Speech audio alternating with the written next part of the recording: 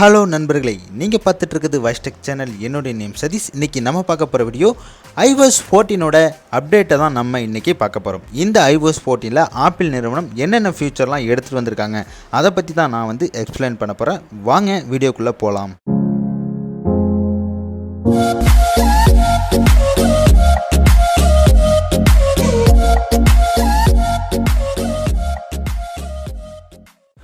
iOS 13க்கும் iOS 14க்கும் ஏகப்பட்ட major அப்டேட்டை தான் இந்த தடவை ஆப்பிள் நிறுவனம் எடுத்து வந்திருக்காங்க. அது என்னென்ன அப்படிங்கிறத ஸ்டெப் பை ஸ்டெப்பாக பார்ப்போம். ஃபஸ்ட்டு நம்ம பார்க்க போகிறது விட்ஜெட்ஸ். இந்த விட்ஜெட்ஸை எப்படி நம்ம ஹோம் ஸ்க்ரீனில் செட் பண்ணுறது அப்படிங்கிறத பார்ப்போம்.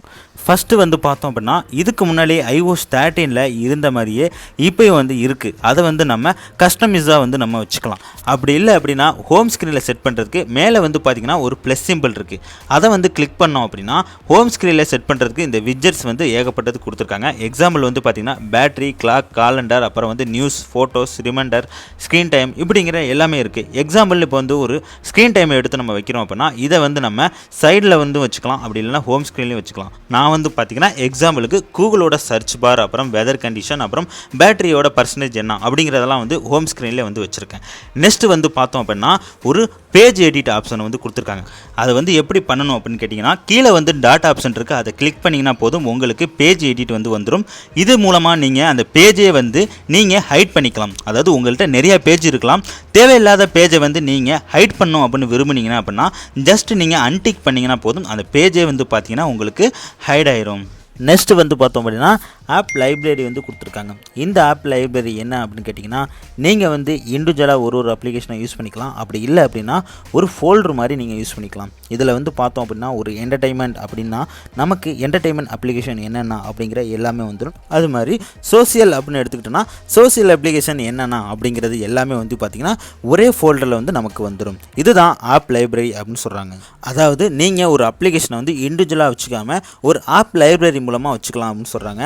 அதாவது இண்டிவிஜுவல் அப்ளிகேஷனை நீங்கள் டெலீட் பண்ணுறீங்க அப்படின்னா அது டெலீட் அப்ளிகேஷன் அப்படின்னு கேட்குது.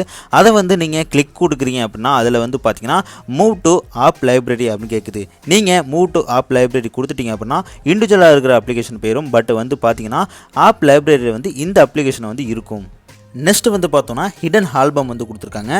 இது என்ன அப்படின்னு கேட்டிங்கன்னா iOS 13 பார்த்தோன்னா ஒரு ஃபோட்டோவை ஹிடன் பண்ணுறோன்னா அது ஃபோட்டோஸ்லேயே தான் இருக்கும். யார் வேணாலும் ஓப்பன் பண்ணலாம். இப்போ பார்த்தீங்கன்னா செட்டிங்கில் ஃபோட்டோஸில் போயிட்டு நம்ம ஹிடன் ஆல்பம் அப்படிங்கிறத நம்ம ஆஃப் பண்ணி வச்சுக்கலாம். இப்படி ஆஃப் பண்ணுறது மூலம் நமக்கு பார்த்தோம் அப்படின்னா இதனால் ஃபோட்டோஸில் பார்த்தோன்னா ஹிடன் ஆல்பம் அப்படிங்கிறது இருக்காது. நெக்ஸ்ட் பார்த்தோன்னா செட்டிங்கில் அசஸ்பிலிட்டி அப்படின்னு ஒரு ஆப்ஷன் இருக்குது. அதில் டச்னு ஒன்று இருக்குது. அந்த டச்சை கிளிக் பண்ணிங்க அப்படின்னா கீழே பேக் டேப் அப்படின்னு இருக்குது. அந்த பேக் டேப்பில் பார்த்தோன்னா ரெண்டு ஆப்ஷன் கொடுத்துருக்காங்க. அதாவது டபுள் டேப், ட்ரிபிள் டேப் அப்படின்ட்டு. நீங்கள் டபுள் டேப் பண்ணிங்க அப்படின்னா ஏதாச்சும் ஒரு ஆப்ஷன் நீங்கள் வச்சுக்கலாம். நான் ஸ்க்ரீன்ஷாட் அப்படின்னு வச்சுருக்கேன். ட்ரிபிள் டேப்புக்கு பார்த்தீங்கன்னா கண்ட்ரோல் சென்டர் வச்சுருக்கேன். இந்த மாதிரி நீங்கள் எது வேணாலும் வச்சு நீங்கள் இதில் யூஸ் பண்ணிக்கலாம்.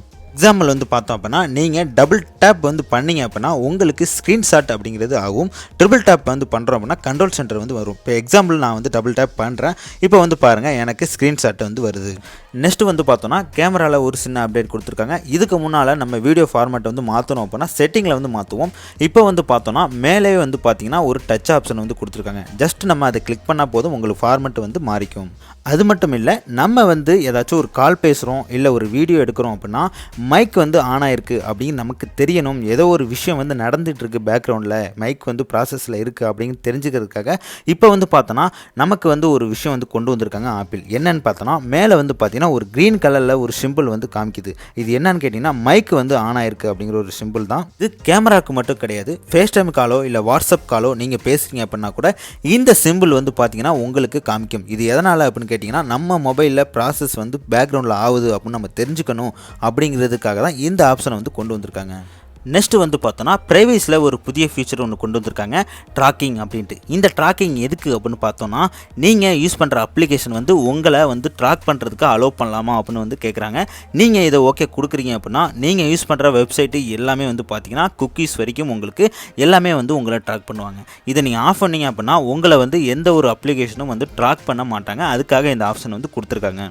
நெக்ஸ்ட் பார்த்தோன்னா இதே லொக்கேஷன் ப்ரைவேஸில் லோக்கல் நெட்வொர்க்னு ஒன்று கொடுத்துருக்காங்க. இது எதுக்குன்னு கேட்டிங்கன்னா நீங்கள் Chromecast போன்ற யூஸ் பண்ணுறீங்க அப்படின்னா இதில் யூஸ் பண்ணுற அப்ளிகேஷனை நீங்கள் அலோவ் பண்ணலாமா அப்படிங்கிறதுக்காக இந்த ஆப்ஷனை கொண்டு வந்திருக்காங்க. இன்கேஸ் நீங்கள் வந்து ஆஃப் பண்ணிட்டீங்க அப்படின்னா உங்களுக்கு குரோம்காஸ்ட் அப்படிங்கிறது வந்து உங்களுக்கு கனெக்டே ஆகாது. நெக்ஸ்ட்டு பார்த்தோன்னா அதிலே வந்து ப்ளூடூத் அப்படின்னு ஒரு ஆப்ஷன் இருக்குது. அந்த ப்ளூடூத்தை கிளிக் பண்ணிங்கன்னா ப்ளூடூத்தில் எந்தெந்த அப்ளிகேஷனாக ஆன் ஆயிருக்கு அப்படிங்கிறதெல்லாம் வந்து அதில் தெரியும். அதாவது ப்ளூடூத்தை யார் எந்தெந்த அப்ளிகேஷன் அக்சஸ் பண்ணுறாங்க அப்படிங்கிறது தெரிஞ்சதுக்கா அதை வந்து நம்ம யூஸ் பண்ணலாம். நெக்ஸ்ட் வந்து நம்ம பார்க்க போகிறது பிக்சர் இன் பிக்சர் மூட். இது எதுக்குன்னு கேட்டிங்கன்னா சஃபாரி ப்ரௌசரில் ஏதாச்சும் ஒரு வீடியோ நீங்கள் ப்ளே பண்ணுறீங்க அப்படின்னா, எக்ஸாம்பிள் நான் ஃபேஸ்புக்கில் போய்ட்டு ஒரு வீடியோ ப்ளே பண்ணுறேன். இந்த வீடியோ பார்த்தீங்கன்னா பேக்ரவுண்டில் நம்ம சைட்லேயே வந்து ஓட விடலாம். இந்த மாதிரி சைடில் ஓட விட்டுட்டு நம்ம வேறு ஏதாச்சும் வந்து யூஸ் பண்ணிக்கலாம்.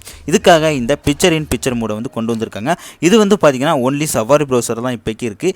யூடியூப் போன்ற அப்ளிகேஷன்லாம் வந்து பார்த்திங்கன்னா பேன் பண்ணியிருக்காங்க. நெக்ஸ்ட்டு வந்து பார்த்தோன்னா ஒரு செட்டிங்கில் ஒரு ஆப்ஷன் கொடுத்துருக்காங்க. அதாவது செட்டிங்கில் நம்ம வந்து ஒரு ஜென்ரலாக வந்து ஓப்பன் பண்ணுறோம் அப்படின்னா அதில் வந்து பார்த்திங்கன்னா ஒரு அபவுட் அடுத்தது போயிட்டோம். இப்போ வந்து நான் 2 பேஜ் வந்திருக்கேன். இந்த 2 பேஜும் வந்து நான் வந்து ஸ்டெப் பை ஸ்டெப்பாக போகணும் அவசியம் இல்லை. ஃபஸ்ட்டு பேஜை என்னால் போக முடியும். எப்படின்னு கேட்டிங்கன்னா மேலே உள்ளதை வந்து நம்ம லாங் ப்ரெஸ் பண்ணோன்னா நீங்கள் எத்தனை பேஜ் வந்துருக்கீங்களோ அத்தனை பேஜும் அதில் காமிக்கும். நீங்கள் ஜஸ்ட்டு கிளிக் பண்ணிங்கன்னா போதும், உங்களுக்கு மெயின் பேஜில் நீங்கள் வந்துடுவீங்க.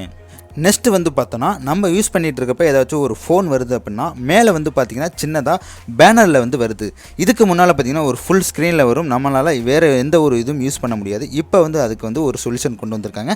இன்கேஸ் நமக்கு அது பிடிக்கல அப்படின்னா அதை ஆஃப் பண்ணுறதுக்கும் ஆப்ஷன் வந்து கொடுத்துருக்காங்க. செட்டிங்கில் ஃபோனில் வந்து போனோம் அப்படின்னா மேலே வந்து பார்த்திங்க அப்படின்னா இன்கமிங் கால்ஸ் அப்படின்னு போட்டிருக்காங்க. இதில் நம்ம பேனர்ஸ் வேணுமா இல்லை ஃபுல் ஸ்க்ரீன் வேணுமா அப்படிங்கிறத நம்ம வந்து சூஸ் பண்ணிக்கலாம். நெக்ஸ்ட்டு வந்து பார்த்தோன்னா iTranslate அப்படின்னு ஒரு அப்ளிகேஷன் கொடுத்துருக்காங்க. இந்த அப்ளிகேஷனை நம்ம யூஸ் பண்ணி ட்ரான்ஸ்லேட் அப்படிங்கிறது யூஸ் பண்ணிக்கலாம்.